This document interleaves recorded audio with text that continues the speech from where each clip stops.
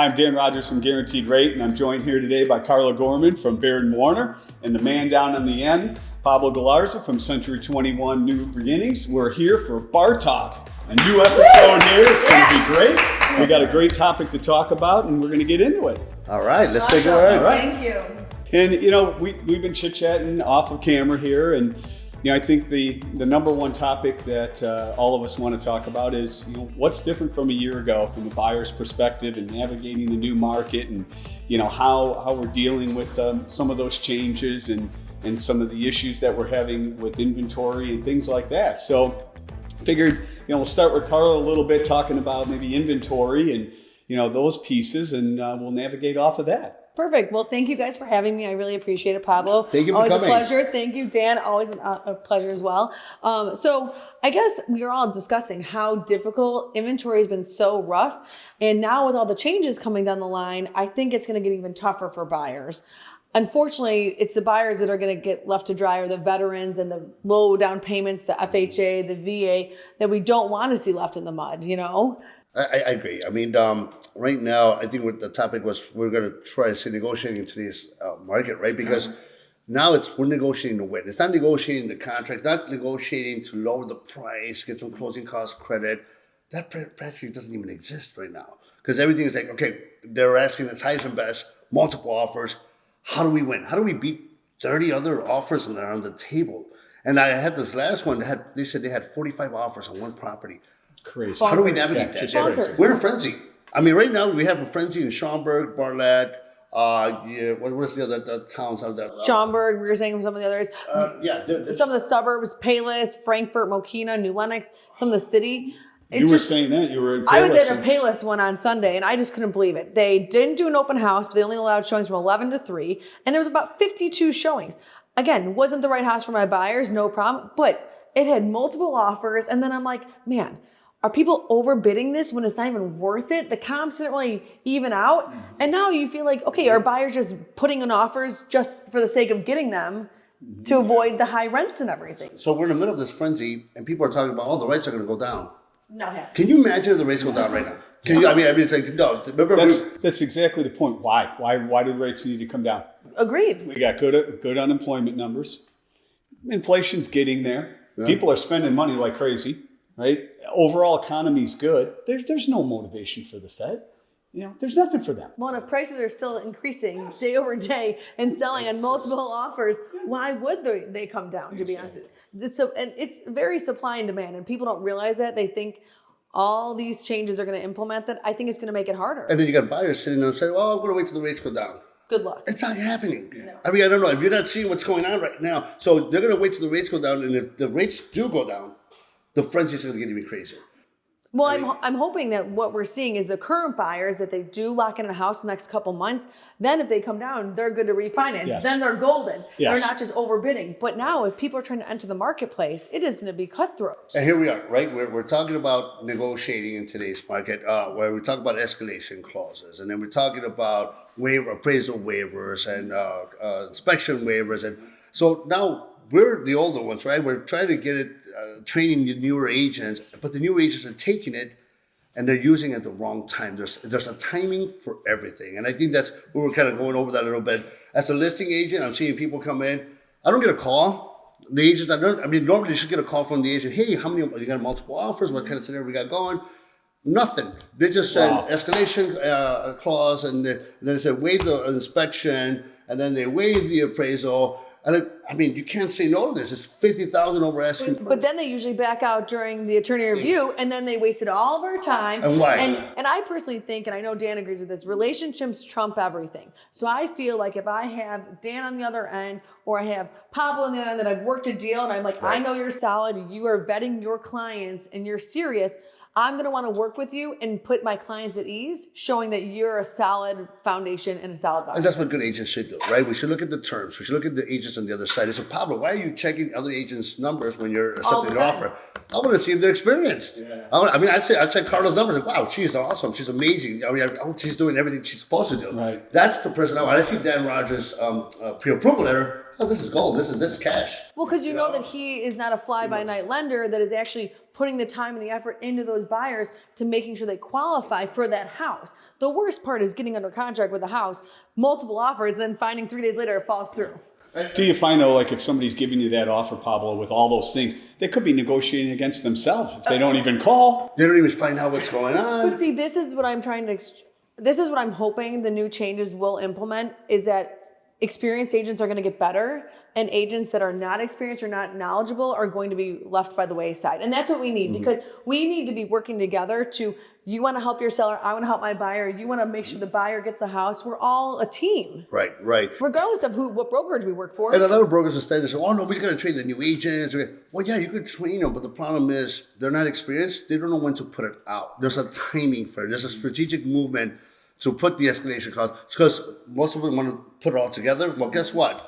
You put that all together and you win, that buyer goes home, you know what he thinks? I overbid. Yep. And the only reason I won is because I overbid. No one is that stupid to do what I just did. And I overbid myself. Yeah. I overbid myself. I And didn't then, even check to then see the what next was day, offer. they're like, you know Good what? point. We change their mind, and they walk away because you put all those tools to work in one shot. Because you said, that's what I was taught. Well, no, you have to know. Then they start second guessing, Oh, looking totally. at other listings. It's inventory review, And and the like you house said, comes on the market. then all of a sudden, we don't want to buy it no more. Well, and I also think that people, it's like you don't want to be left out. You go to an open house, there's 17 people here, and you're like, I don't know if I love it, but I really don't want to lose. Like, it's competition. Yes. And so are you really liking the house, or are you loving the house? I usually tell the buyer, look, pick a number that you're going to be happy losing or winning with. Agreed. So if you lose, like that was the top. I wasn't going to go anymore. So if I lose on that, I'm okay.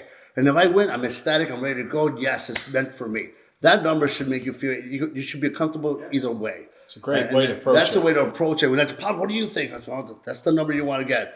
I've been. Go ahead. I mean, I think, not to cut you off, but I think some people, like in 2020, were overbidding so much in the fear of losing. And then now, as the market shifted, yes, if they have equity, no problem. But if they don't, they're really kicking themselves. Inflation is high.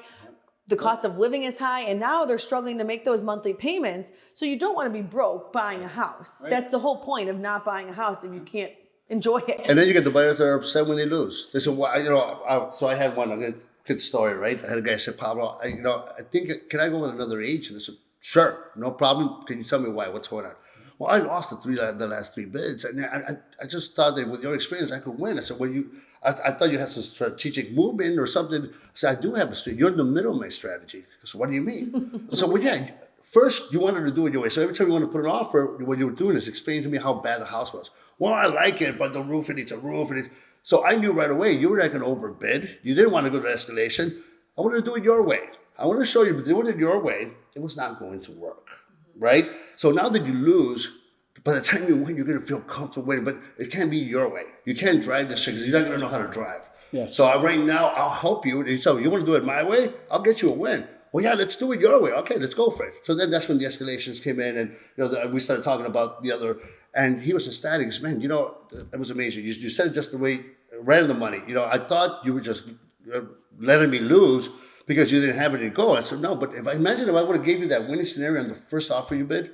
You know what you would have done? You would have walked away. You would have said, you know what? The only reason I won is because you made me overbid. This is a bad agent. I don't want that. And he would have been satisfied with you as the agent. He would have been like second guessing it and not committed to that house. Exactly. And then I'm going to lose. I was going to lose you by not letting you do what you wanted to do because you already had your mind set, right? Right. So that's when I talk about strategic movement of when to put these things into place. Well, I think a lot of people think that you have to put escalation clauses on every deal. And there are so many ways that I have won a deal for my clients without using an escalation clause. Like, I usually call my clients and be like, okay, what's important to you? Is it a rent back? Is it moving fees? I negotiated a deal with a listing agent and the sellers wanted to stay for rent free for 2 months. We negotiated. They're like, we didn't care about the price. We still put money in escrow, flexibility. We gave them a $0 rent fee. So that was great. And then I'm like, listen, we'll even pay for your move out cleaning. So you don't have to worry about it. You're out of state. They're like, this is a no brainer. Yeah. So like, I feel like the ease of that transaction makes it easier. So I feel like if you have to be creative, but I would never have known that if you don't call the listing agent to find out what's going on and get Get some. I mean, I'm trying to be bad from the show. I'm already calling the agent. Hey, Yes. what do you got? I got 12 Yes. offers. Oh, shit. Yeah, I'm really, we're going to do this? But see, a lot of agents now, and you know this, Sure. don't call the lenders to verify the numbers. They don't call the listing agents, and they don't verify, hey, what do the sellers want? What's important? It's not always price. Oh, and now, if you use an escalation and you use an appraisal waiver, you should be doing a CMA on that property. So give, 100%. hey, listen. Here's this where you're property- gonna come This is in. the highest price value. So you're going Right. to get 'Cause- ready because you're going to be putting $20,000 out of pocket. Because when it comes in the appraisal, and then everyone points their finger, it didn't appraise out. Well, you paid 40 over. I mean, and, you know, everyone's all upset. You know. And then you sign an appraisal waiver with $5,000 of earnest money. Well, and how many times have they been able to put an appraisal waiver, but we haven't checked with the lender that they can't even do the appraisal waiver? Yeah. So I'm like, listen, Because we they don't need- have enough money if it Exactly. comes So in like, short. we need to verify the funds with the lender. Well, that's a that big- is number one issue. I get proof of funds. Hey, you want to do this appraisal waiver? Give me the proof of funds. Yeah, So I that's said, smart. I'll tell you, I wanted to see that you have that money because how many people want to use it? And then when it comes down to it, oh no, then I'd just rather lose the earnest money, $1,000. But I think what people don't realize is like Dan could qualify you for 450, but that might mean that you can't cover the gap that much. Right. You still have to Could have their 5% down, and that's it. Exactly. So you might be able to qualify for 450, but if you don't have more than 5 or 7%, you're not going to be able to cover that gap, and then that's going to be the issue. And now you lose the earnest money because you submitted an appraisal gap. And then now you lost the house too because Yeah, now back to we're square market. one. Well, I have to say, listening to both of you, you're unbelievable professionals, right? And I've worked with both of you for a long time. But this just kind of leads me to the whole thing about, you know, what do you do as an agent? And there's so much more than the average buyer or seller really knows. And I think more than ever, now with all this crazy stuff going on, that the value of your service is way beyond what anyone ever can imagine. All those ideas and all that stuff is all part of why whatever commission is, you deserve that. You're representing a seller, a buyer. There's a lot of work involved, and it's not just opening a door. No. You know, it's not If it was just that easy, everyone would do it. exactly. And you know, the big point of it is too that you have expenses. You have, you know, everyone thinks, oh yeah, we're all the realtors and, you know, we're all getting rich, right? This is just easy business. Everyone's making money hand over fist. It's so far from the truth. And every deal we like to treat like it's my own. You know, like, 100%. listen, and when they ask me, Paul, do you think I should overbid? I said, I'll tell you what, I wouldn't. But it's totally your call. It depends how much you want it. You know, I And look your at net the income, your monthly expenses, you know your bills. I look at the CMA and I look at your overbidding. You might come up with 20 grand more. Do you have 20 grand more? Do you want to? Well, I know the value's going to be. And some guys are really wanting it because it's just their dream home. So listen, if you really want it, you might have some intangible value there. Going to be here yeah, forever. That's your Okay, call. great. You ask me my opinion, I wouldn't. That's just me though. But I don't have that intangible value like you do. But yeah, every deal that I try to put together, I pretend it's me. You know, and again, I'm putting this. It's going to be for me. And this is what I would do, and I always try to be transparent. And even though, I mean, I might lose the deal, but it's okay. I don't believe in losing deals. I believe that it's just not meant for you. So that I agree. we're going to find you the right one. But if you try to force one on somebody, or they try to force it on themselves, eventually it's going to break apart. Well, and how many times have your buyers lost those houses, found better ones, and been like, this is a blessing in disguise. This is how it's supposed to happen. And I personally think our industry was hit really hard. It had so much negative connotation from all the TV shows. I mean, they're making money like left and right. yeah. They think it's so Disgusting. glamorous and so easy. And Well, at the same it's not token, like though, that. how many bad agents have we run into? That's- I mean, some of these agents are like, you know what, you're going to be one of those guys, shut it down. A majority are not and, very and to good. be honest with agents. you, it's gotten, I'm sorry. It's gotten worse from COVID because they've made it so easy that when everyone was laid off, you know, to get in our profession. And I'm not saying they didn't deserve that. Totally great. But it is a commitment. It is a full-time gig. This is like a career. Like, this is your passion, like my passion, your passion. Like, we can't be successful. That's if what we I tell my didn't care. teenagers. I said, this is your career. Just because you're self-employed doesn't mean you're going to work 20 hours and think it's a full. No. And then Friday comes, no one wants to be. No. This is Monday through Friday, Yes, Saturdays yes. included. If I hear your Holiday agent, weekend. I've shown house on Christmas before. I know. I This mean, like, is- literally. it's just because you're self-employed doesn't mean Exactly. you're. My time is. I can do whatever I know, man. It means you have to add more time in this because now you're the CEO, you're the treasurer, you're the You're the accountant, you're the financial you planner, might you're everything. you might go 2 months without getting paid. Oh, man. yeah. You're the therapist You're the mentally, you know. You're the bartender, let's be honest. Yeah, You're all that's the it. above. Yeah, yeah. I also think that people don't realize like how competitive this is. So when you have all these people like flooding the market and they're doing a disservice to you, me, quality professionals, all of us, it makes it so much harder because you're like, listen, you might not have gotten that house you got lucky, but could you really afford that house? And then now that leads us to another issue, you know? That's what's great about talking to great agents. That you keep that in mind, and you have that conversation. Can you go this far?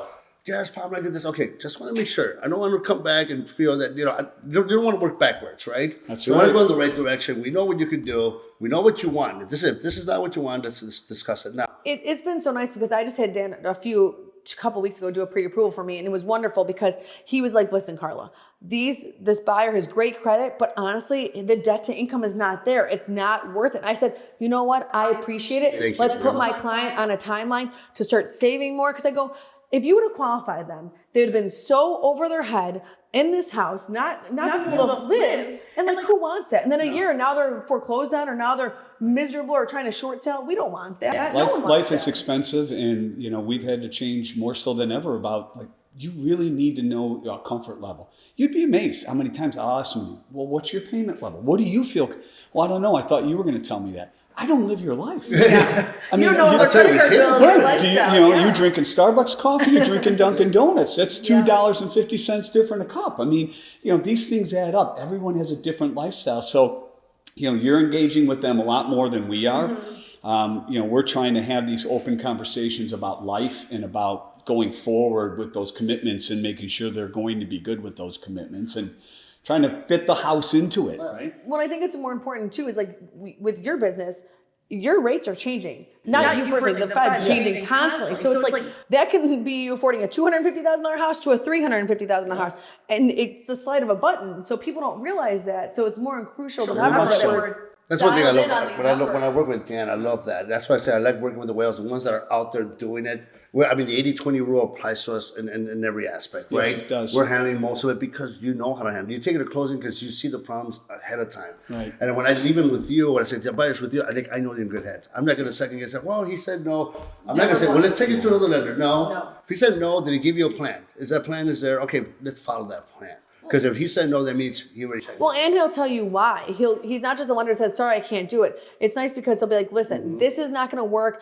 I had one that, I put him through the ringer over the summer on, and we could not get it done. But he and 7 other lenders couldn't get it done either. So I knew that it was just an anomaly. But I'm like, if Dan can't get it done, no one can get it done. Enough about me. We're talking real estate here. A little bit of everything. Yeah. Just that's what. No, so we talked about the pros and we had talked about the cons, right? Well, now the pros, right? What is the pros of this change? Well, we talked about the bad agents, right? What are they going to do when they can't get sales? We're seeing, according to what did they predict? 60% drop of agents. 60% are going to drop in the next, they said, 6 months. Yeah. I think 75 are going to be gone in the next year. Well, we're in history. We're in historic moments right now, right? We are. So this is history, and the change is going to take 6 to 12 months for us to adapt to actually get it down packed. We're going to see the buyer agency agreement get revamped. It's going to change up because what are you going to do when dual agency thing pops up? What are you going to do when the legality comes out? When the buyer says, "Hey, I do have a buyer agency agreement, but I want to go without them," and it's not doing this. I got a question for both of you. So, does Baird Warner have a buyer's agency agreement? Does Century 21 have one? Do all companies have different ones? We So we all have one. And we've actually had one for about 10 years, as long as I've been a realtor, to be honest with you. No one ever used We it. never use that. To be honest, and here's my full disclosure, I have used them with people I wasn't really connected to. Okay. Like not Fair referral enough. based, or like I knew someone through someone else that I didn't really have like a relationship with. And I'm like, okay, you know what? And I always told them, if you're ever unhappy, it's a conversation. We can cancel. You're not locked in. Because I know a few agents have locked people in and get paid regardless of them buying or selling the house. I personally don't think that's ethically. The retainer good. fee? Yes. Don't like that. Just not my style. It's not sorry. Exactly. It's just not my style. Kudos to them. Yes. But so I have used them before. They haven't been a problem. But again, I never collected on that payment unless we bought a house. So I think I would have a hard time collecting on a payment unless we're closing on a house.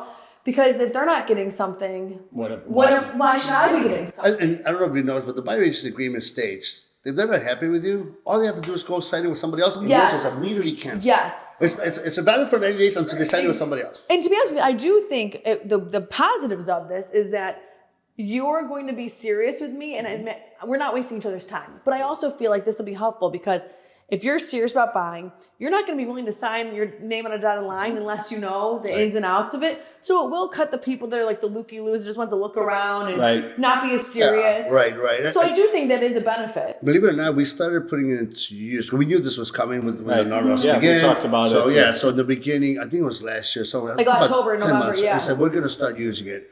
And I swear, my wife Maggie said, you know what? The only regret I have is that we didn't put this to work way before then, because it was the best thing ever. Well, it defines your relationship with them. Now I feel like it's like a commitment, your relationship. So they're like, okay, I want to work with Pablo. I feel good about him. He's working for me. And you know what my train of thought was before then? Like, hey, listen, I know they trust me. I trust them. I don't think they're going to walk. I don't need them to sign anything. I'm going to go based on my work ethic. I wish there was a buyer's agreement for lenders. lenders too, Oh, yeah. where they don't use my approval to get the offer accepted, and then Change it. I was at Chase, and I'm a private client there, and they dragged me into the office, and now I'm going with them. Well, your offer wasn't accepted with the Chase Correct. approval, and you're closing in 3 weeks.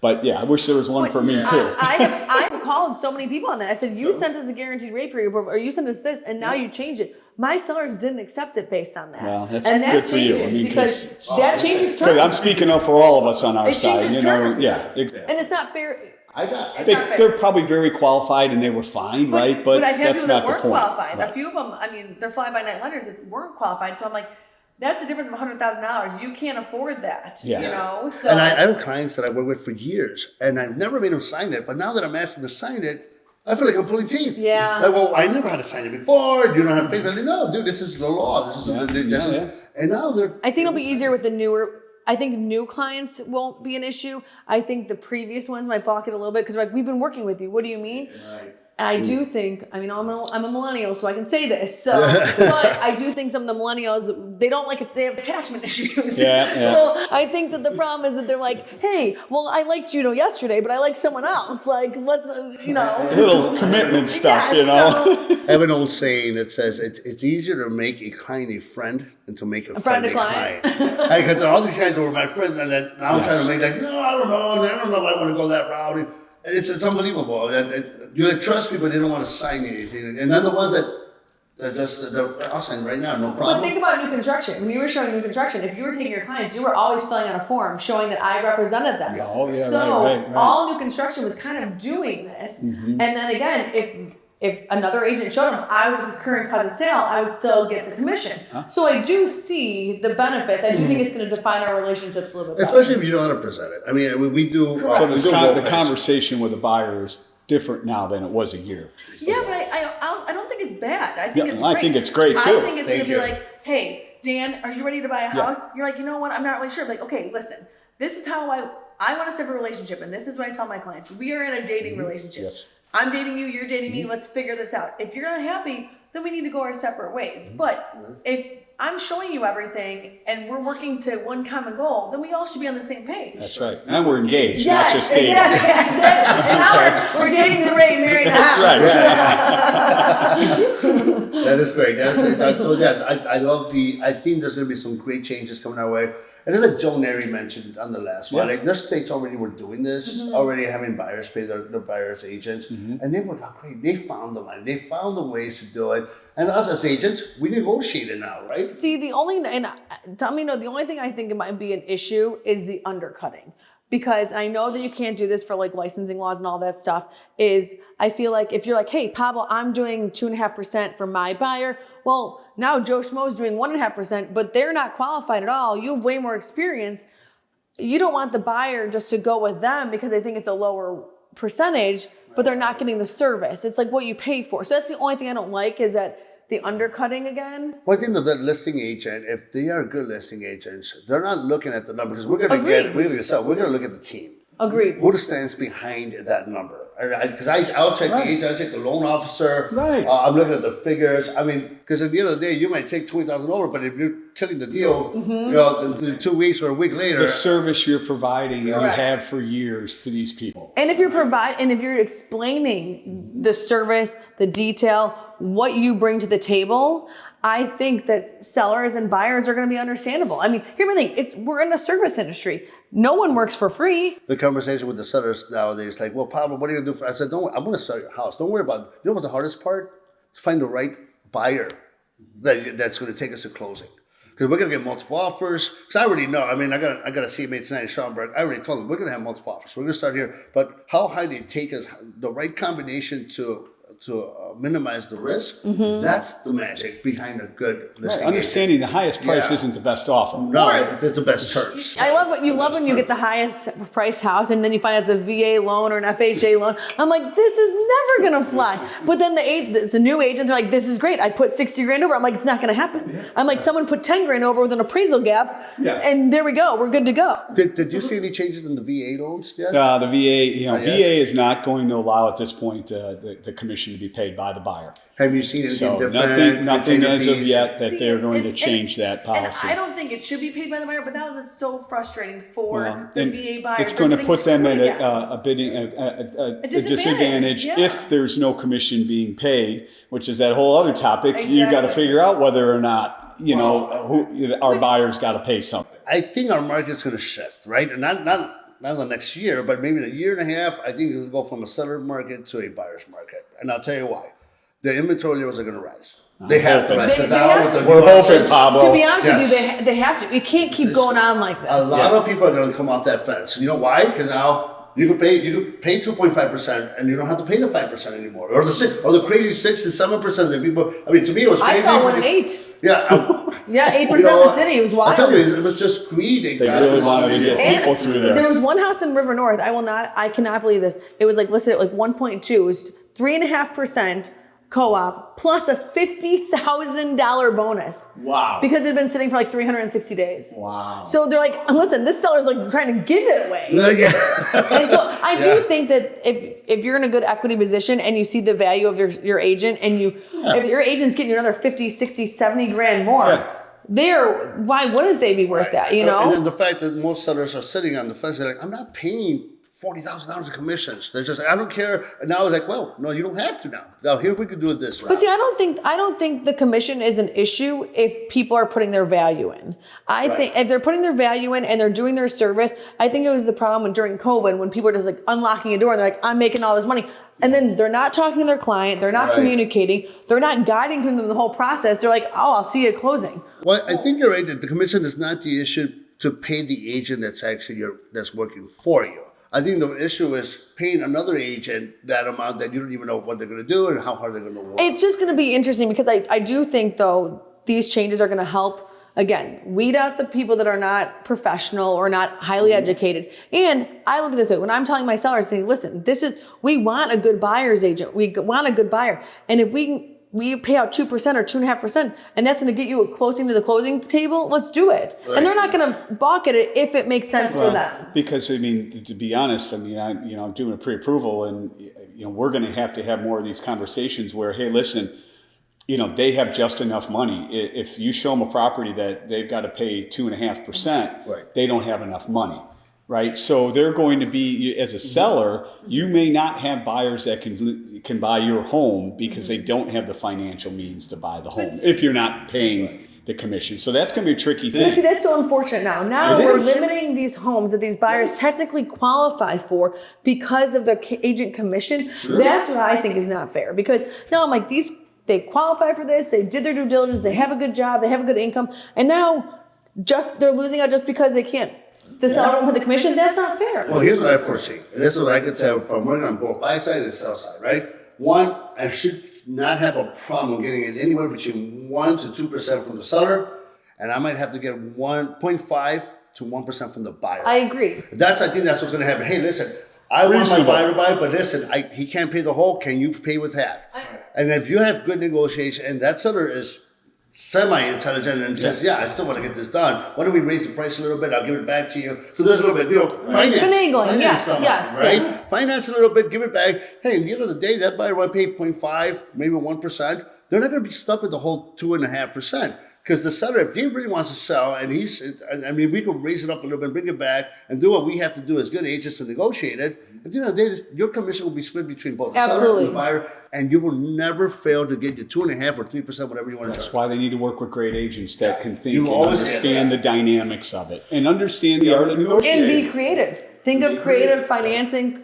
If you're a good agent, you should be able to negotiate enough so that both the seller and the buyer share that commission, that your commission, so that not one is stuck with the whole cost. Right. I think that's important about a good agent in today's market. Well, and the sellers want to sell and the buyers want to buy. So let's make an agreement for all parties to get to the game plan, to get to the home, make everything work for everyone. So That's why we need great agents, right? And we're going to need it more than ever. And as buyers out there and sellers out there, the value that they provide to you is unparamount. I mean, you just don't realize all the emails, all the phone calls, all the behind the scenes stuff that these agents do, to earn a living.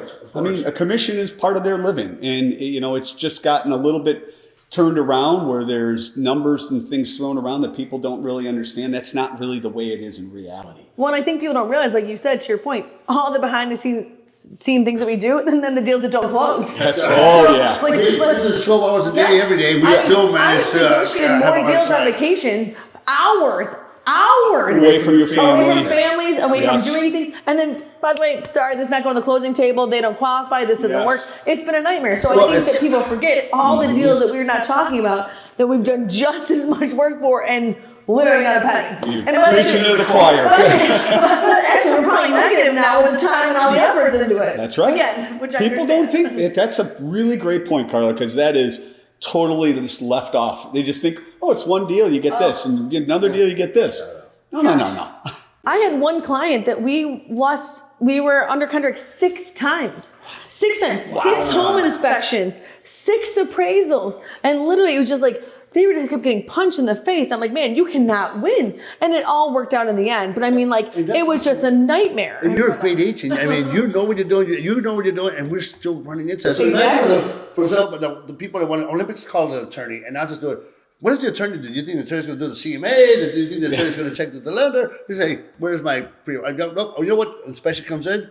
We want everything on there. That's what they do. We want everything on there. Just all right. And they're not going to show them the house. They're not going to take them there. They're not going to So- give you oh all my the stuff God. that they So- need. It's an interesting moment. I think as is. we go down bar talk, we're gonna do some more of these. Yes. I want to see. I'm interested to see where we're at 3 months from now, right? Yeah, they're really great. Inventory We levels need to are great. reconvene 3 months. Oh from wow, now. we're gonna do some more stuff. We're Yeah. definitely gonna bring you back again. Thank you. I appreciate it. And then we're gonna talk about the inventory, see where it's at that time, and then see if these pros and cons and what we predict is really happening. And I'm sure there's gonna be more changes coming up. I look at it this way. Let's all go guns blazing, and we got to Yeah. figure it out, and we all evolve or die. So there we go. Thank you guys again for coming out. I think we're gonna exceed our time in the 30 minutes, but it's been a blast. I didn't even Yeah. feel it. Very much We went so. through it pretty Thank you. quickly. Thank you, Carla, for joining us. Thank you all. I look forward to seeing you guys Thank in you the for next letting me one. give you the big intro. You're the Appreciate man. it. You're the man, and you're the woman. You're not too shabby yourself. She said, "Thank you. Thank you, Cheers. guys. Cheers. Thank you. Thank you."